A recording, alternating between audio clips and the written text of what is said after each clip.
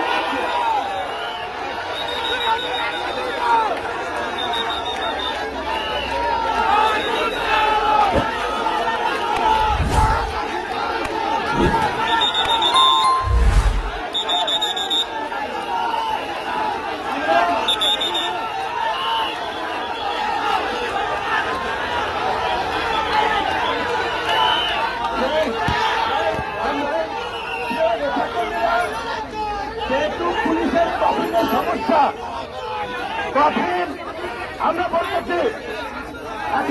এক মিনিট শুনে সবাইকে বলছি যে আমরা একটা এই নির্বাচনী ব্যবস্থাকে স্বাধীনভাবে আমরা তখন মিছিল আসতে পারছিলাম।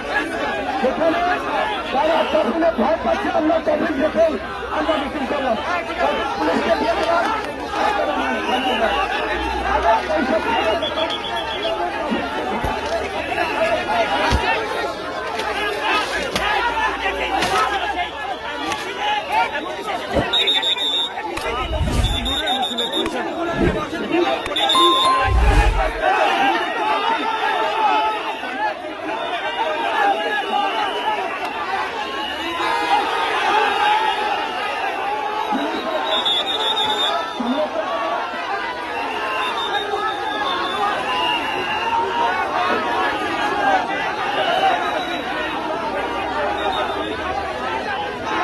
আমরা কোনো ঝামেলা করবো না।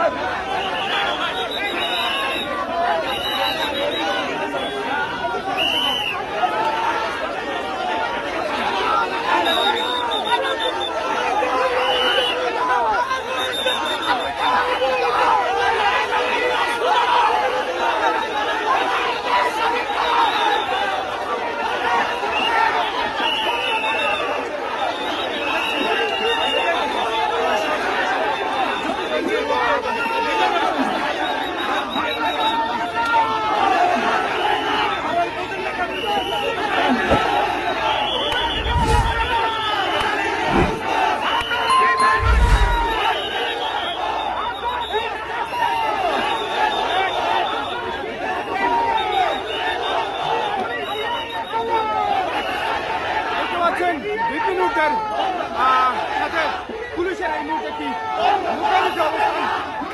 পুলিশ তাদের যাই কোভিড মিছিল হওয়ার কারণে পুলিশ ভেঙে ফেলেছে এবং তাদের উপরে চড়াও হয়েছে।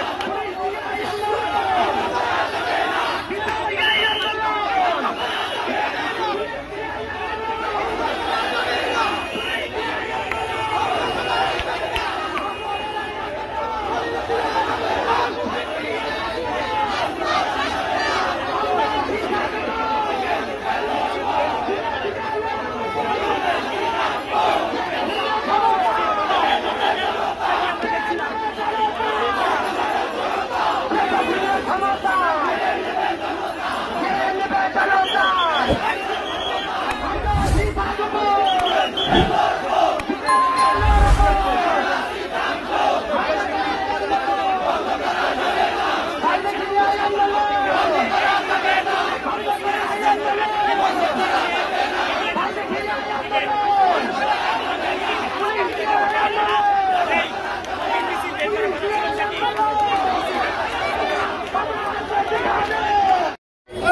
আজকে কতটা ভয় পাচ্ছে,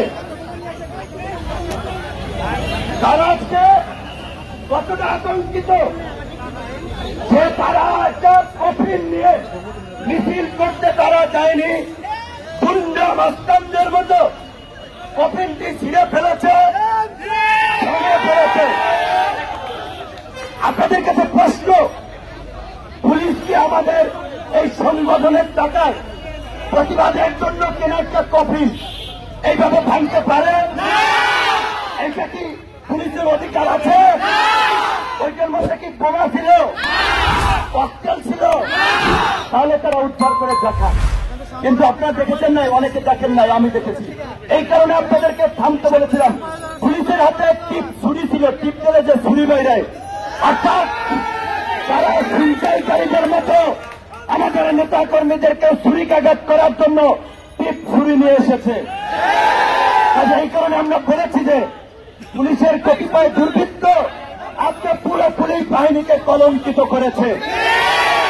এরা পকেটে থেকে একটা বৈধ অস্ত্র, আরেকটা থেকে অবৈধ অস্ত্র, তখন যাকে প্রয়োজন তাকে ভাষায় আপনারা দেখেছেন ছাত্র দলের নেতাদেরকে গ্রেপ্তার করে ভুয়া অস্ত্র উদ্ধারের নাটক করেছে ডিবির একটি টিম।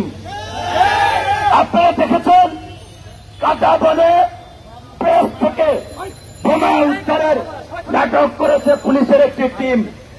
এইভাবে আজকে দুঃখজনক 2.5 লক্ষ পুলিশ সদস্যের বাহিনীকে কতিপয় দুর্বৃত্ত প্রমোশনের জন্য, মাস্তানি করে হাইলাইট হওয়ার জন্য, আওয়ামী লীগের নেতাদের সুনজরে পড়ার জন্য এইভাবে আজকে ভিন্ন মাঠের উপরে দমন পীড়ন, হামলা মামলা চালাচ্ছে, মিথ্যা গায়েবী মামলা দিচ্ছে। কাজেই পুলিশের মধ্যে থাকা এই দুর্বৃত্তদেরকে চিহ্নিত করা আমাদের একটি আন্দোলনের কাজ। শেখ হাসিনার স্ট্র্যাটেজি যদি আমরা ফলো করি, তিনি বলেছিলেন ক্যান্টনমেন্টের সেনা ছাউনিতে বসে জনগণের উপরে গুলি চালিয়ে ক্ষমতায় থাকবেন, সেই স্বাদ পূরণ হবে না। একটা লাশ পড়লে পাল্টা লাশ পড়বে। কাজেই আপনাদেরকে আমার আর বলার কিছু নাই। যদি এই দেশে বাঁচতে হয়, এই দেশে যদি থাকতে হয়, এই দুর্বৃত্তদেরকে মোকাবেলা করার জন্য প্রয়োজন আপনাদের পাল্টা টিপসুরি নিয়ে আসতে হবে। তারা বৈধ অস্ত্র নিয়ে আসছে। আপনাদের যদি বাঁচতে হয় তাহলে স্বাভাবিকভাবে আপনাদের প্রতিহত করতে হবে। তাহলে আপনি অস্ত্রের প্রতিহত কি দিয়ে করবেন? খালি হাতে কি পারবেন? তো কাজে এখন আন্দোলনকারী জনগণ, দেশবাসীর প্রতি আমার আহ্বান, এই দুর্বৃত্ত বাহিনীর সাথে আমাদের লড়াই করতে হচ্ছে। পুলিশের মধ্যে নিশ্চয়ই সবাই খারাপ না। 2.5 লক্ষ পুলিশ সদস্যের মধ্যে দেখা যাবে 2-3 হাজার এরকমের দুর্বৃত্ত আছে। ঠিক একইভাবে সরকারি প্রত্যেকটি জায়গায় এরকম কতিপয় দুর্বৃত্ত লোকজন আছে। তাদের থেকে আমাদের সতর্ক থাকতে হবে। আন্দোলন সংগ্রামে চোখ কান খোলা রাখতে হবে। আপনারা যেমন 22 মাসের মতো মোড়ামুড়ি ধাক্কাধাক্কি করছেন একজনের ছুরি মাইরা, নাম দিত আমাদেরকে।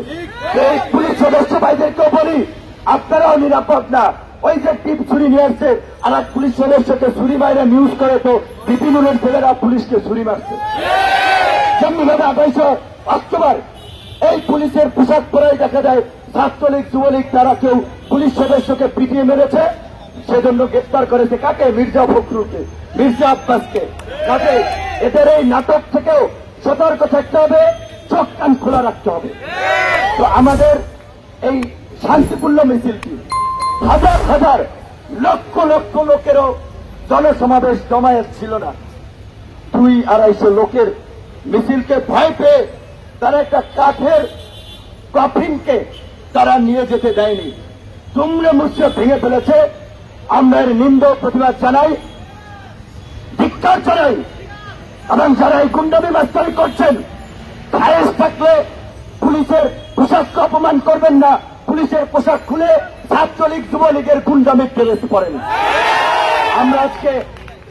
আমরা সংখ্যা অল্প, পুলিশের যে প্রস্তুতি আমরা দেখেছি, তাদের হাতে অস্ত্র, তাদের হাতে ছুরি, হাতে আরো কি আছে আমরা জানি না।